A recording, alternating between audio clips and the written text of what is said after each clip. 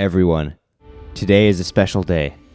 We are here to do the impossible. Not climb the side of a building with no ladder, not fly, not become indestructible, but build a drill beat from an ice cream truck sample. I know it sounds crazy, but it's going to be a wild ride, and I invite you to join me.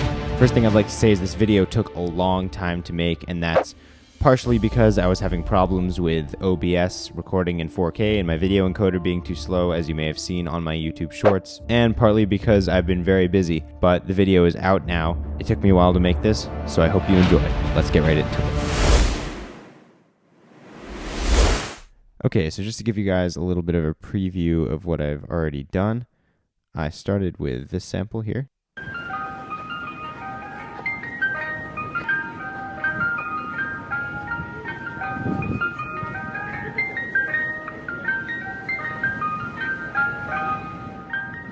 So you guys can kind of get the sense. I won't play the whole 2-minute, 35-second repeated loop that it is. But basically, the first thing that I did with it is I made some tempo adjustments. Firstly, I went into flex mode, and for those of you guys who aren't familiar with Logic Pro, what that is, flex time, it basically allows you to use markers to stretch the audio file in different ways to correct for tempo errors. I just corrected it, and I also sped it up a bit. Original tempo was like 159, now it's 166. And I know it's not perfect right now, but it's better than it was before, so I'll take it.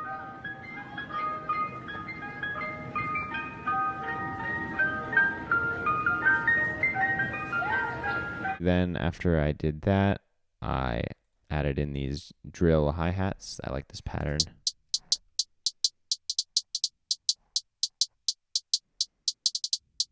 Then I spent a lot of time actually getting this bass just right.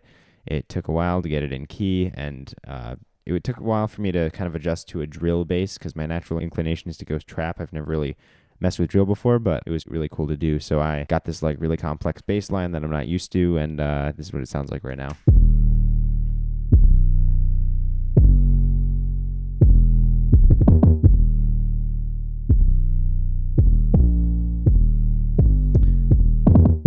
One of the things with drill is it has all these like high bass hits, which I kind of like, but again, it took a little while for me to get used to and use them right. And then I added these notes here. You can see like that kind of hit along with the note.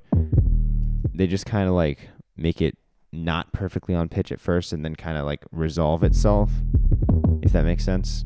So that's why there are these little notes here that you barely hear, but they make a difference, so I like it. Yeah, that's the bass. Then I did the snare here, and again, my natural inclination was like to do a pattern like this, which I really hate because it's overused in a ton of pop songs. Like, there's so many songs that use that pattern. This one guy did a video on it. I don't know if I can find it. I'll put it in the description. So I didn't do that, and I came up with this pattern instead.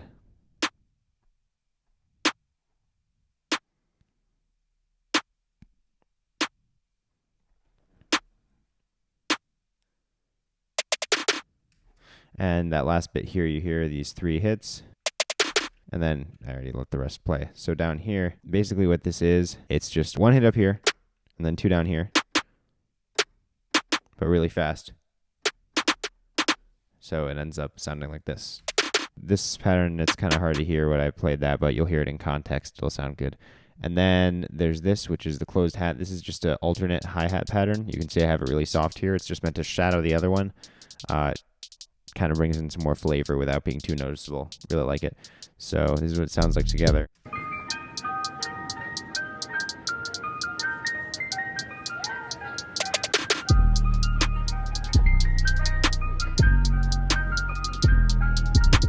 So what I want to do now, essentially, is get some delay on the main sample. So basically what I mean by delay is there's this plugin right here called Delay, which is really cool. It's a delay unit, and you might just say, well, I can use my stock delay unit in your DAW.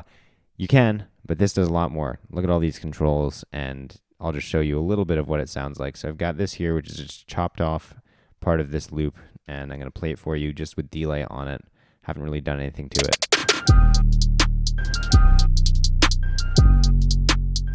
Okay, well, that sounds like a normal delay. All right. But if I go here, That doesn't sound very normal. Now, it really gets crazy if I go to reverse chaos, which I don't even know what it is. It's a bunch of reverse samples playing back in a chaotic way is the best way I can describe it. But so you can see there's a lot of creative potential here. So I'm just going to play around with these settings, see how it sounds, see what I like.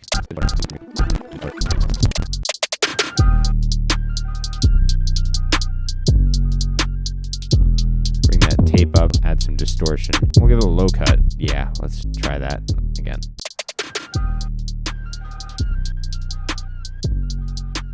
Cool. All right, now we'll just keep cutting up the sample and leaving some for the delay. And then do that nice vinyl stop. There we go. And then what I'm going to do here is I'm going to grab all of these tracks and we'll give them a nice crossfade.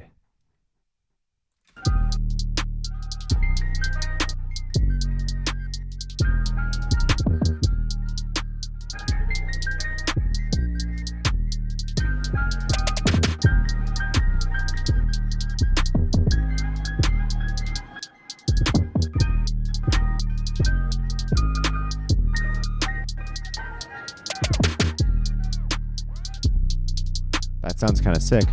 Throw some filter step on this. So basically what this is it's different filter envelopes for different beat divisions. So if I just turn on filter step here, let's see what happens. Turn that wet dry a little down so it's not as drastic. Throw some OTT on here. What the heck?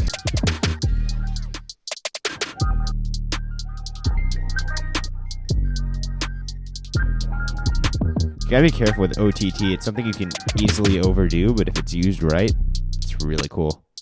So this is a trick that I use quite a bit to find annoying frequencies in samples. You just grab a little EQ like I'm doing, sweep it across. That's kind of annoying. Bring it down a bit. Widen that. Let's listen again. Oh, you know what I might do? I'm going to copy this track again. I know. I'm going to move this here and take off the loop there. We'll get this out of here. And we will take that off. So that's here. We're going to bring this way down. And that's just going to play in the background. So basically in all these gaps, you're going to be hearing it. It's just going to be soft.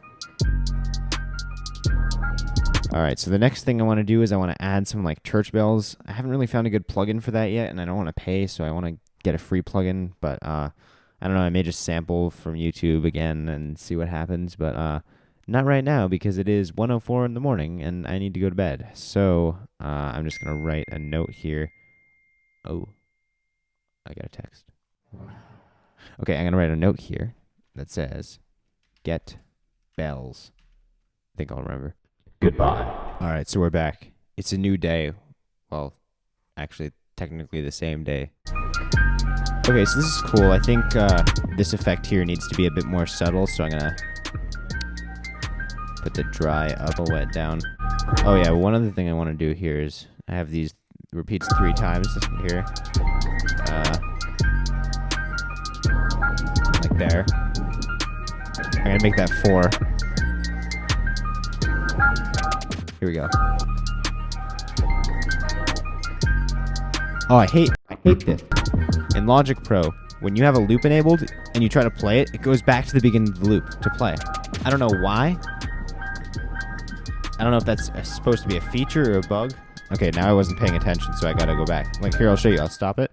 Now, you'd expect when I play it, it'll play from here, but no. It goes back to the beginning of the loop to play. Not sure why at all. I feel like I got a good bell sound off of the internet. No, I think what I did is I added that to another Logic project. So I'm going to find it and import it. And now I've successfully imported this instrument into a different project. Now let me think of a melody here. This kind of gives me like NF therapy session vibes. If you want to check it out, NF, I really love him. Look up NF Therapy Sessions, one of his songs. This bell reminded me of it, the intro. Anyways, now I got to figure out a melody to do here. Let me just put the bass line there, and I'm not going to stick with it. I just want to see how it sounds.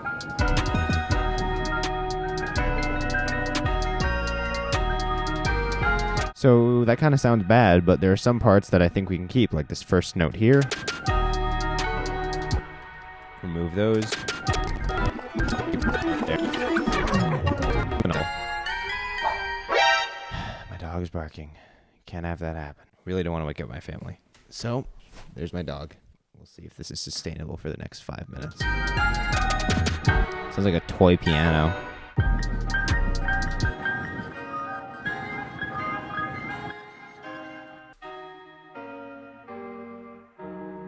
All right. I think we made some good progress tonight. I'm probably going to work on this tomorrow and hopefully finish it up. I don't really know what I'm going to do next. Going to take the night to think about it. See you guys tomorrow. Bye. All right, so I've done a little more with it. One thing I did was I just gradually cut everything out here over time. But one thing that I did is I took this ending phrase here, which would ordinarily sound like this, and I turned that into this. I just basically cut out some in-between space here and put this on the track that has filter step running. Yeah. And I did that. And one last thing I'm going to do is that bell that I had in the beginning here, right here, E flat octave right at the end where it should go.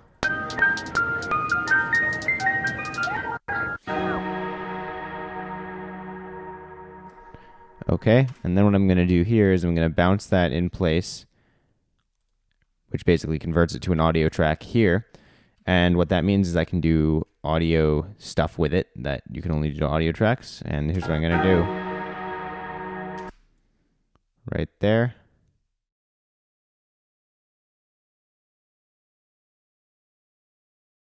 We'll do a vinyl slowdown, kind of like we have here. So you can hear the last one. Here I put that red fade out. That's a vinyl that just slows it down, so it sounds like you're stopping vinyl. And then I'm going to do that here. Perfect. Ice cream drill. Hard to believe we started with a simple sample, and here we are. But I think this sounds pretty much as good as it's going to get for what it is. And here it is. Without further ado, ice cream drill, for lack of a better name.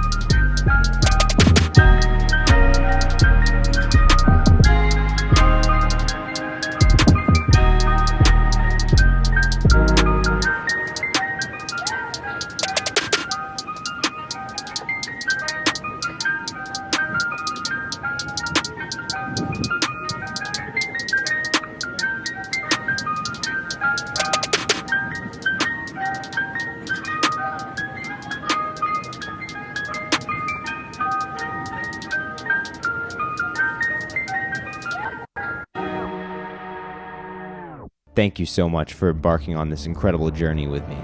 We went from an old folk song modified to be fit for an ice cream truck, to a drill beat fit for top 40, if I say so myself. I'm DJ Bodie. If you like this video, like, comment, subscribe, and thank you for watching.